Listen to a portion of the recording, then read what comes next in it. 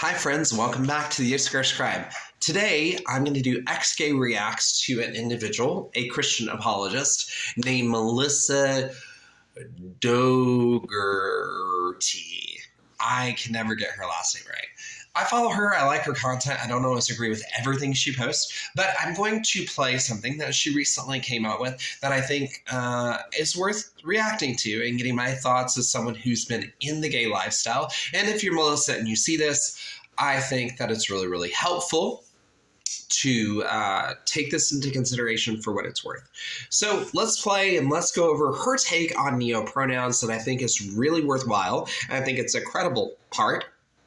I don't think it's the whole conversation, nor do I think that her advice is always helpful. But let's dive into her take on neo-pronouns and the early church. Let's dive into it today here on the Exgay. Are having good manners. The idea of using pronouns is like a cultural god, an idol. For example, one of the earliest creeds of Christianity was Jesus is Lord. This seems like nothing today, like no duh, of course we believe that. That was a big issue in the first century, because in the first century Roman Empire, Caesar was Lord. Just as long as you proclaimed Caesar as Lord and took a tiny pinch of incense and put it in a bowl for Caesar. So naturally, of course, Christians took issue with this because Jesus is Lord. So if a Christian went to someone's house, there was a household god or idol set up, and it was very customary to just do a little bow to the god when you came over. Christians couldn't give a pinch or a bow because they were so convicted that this was false worship. In this way, pronouns are like a little pinch of incense. Pronouns are the little bow. You're just being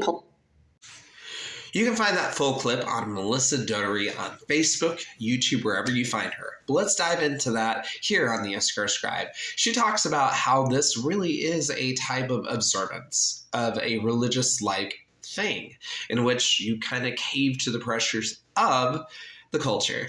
In light of everything she says, I think that some of that's pretty true. I think that if you can cave to the pressures of the culture and you can't simply just acknowledge pronouns legitimately, then I think that there's something fundamentally wrong with your ability to communicate, as you are allowing other people to dictate your language.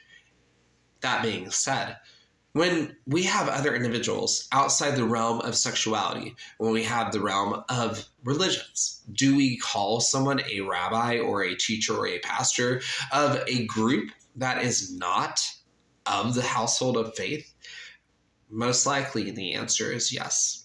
This doesn't necessarily mean we agree with them. Just because I call somebody some weird pronoun because they've asked me to specifically be kind to them in this way does not necessarily mean I agree with it. And I think that conversation needs to be more, talked about. This idea of what real tolerance is a huge conversation point. In light of that, should we be able to be outspoken and confront these things? Absolutely. But I think that there is a need to understand, respectfully, what happens when you do correct them? What's the second part of the conversation? As I've watched apologetics from all sides of the arena talk about the need to do this or the need to do that, what happens when you make the point on neo-pronouns and the person believes their system of faith? Well, at some point, the conversation changes, and what does it change into? People like Melissa do not actually answer that. She warns against the implications of giving in to this neo-pronoun usage, but doesn't talk about and then what. And that's because it's just a huge wave. In light of that, this is where I'm really going to chime in. When someone believes something and that's not objectively true, you have to treat it as a belief system. That means it's a religion. As I've talked about before, I believe that transgenderism can also be a religion, as you believe in something that's not fundamentally objectively true. So much so that you model your life and change your life, and you change physical things about you that are not innately able to do certain things. That's one of the major points that I would raise. In light of that, we do want to be very respectful in the sense of not wanting to purposely hurt somebody, but just having opinions seems to go the wrong way. If you're not of the same party or the likes, you seem to be a bigot and more. And what I'm noticing is that this need to actually have the ability to communicate and what actual communication is something we just don't understand. Or having dialectics, which is a really big Greek fancy word for a heated conversation. The largest issue I find is that in these conversations about neopronouns and wanting to make sure people know that that's not objectively true, what happens in 20 or 40 years when people are down the line and, well, they still believe that they're a turkey. Regardless if you know that they're not a turkey, how are you going to treat that turkey or turken? This is where I see apologists falling short. I see them trying to really be more teaching or preaching on this point that I don't necessarily feel that they are actually addressing how to minister to people who are like that. They're just saying, tell them it's wrong and know that it's wrong.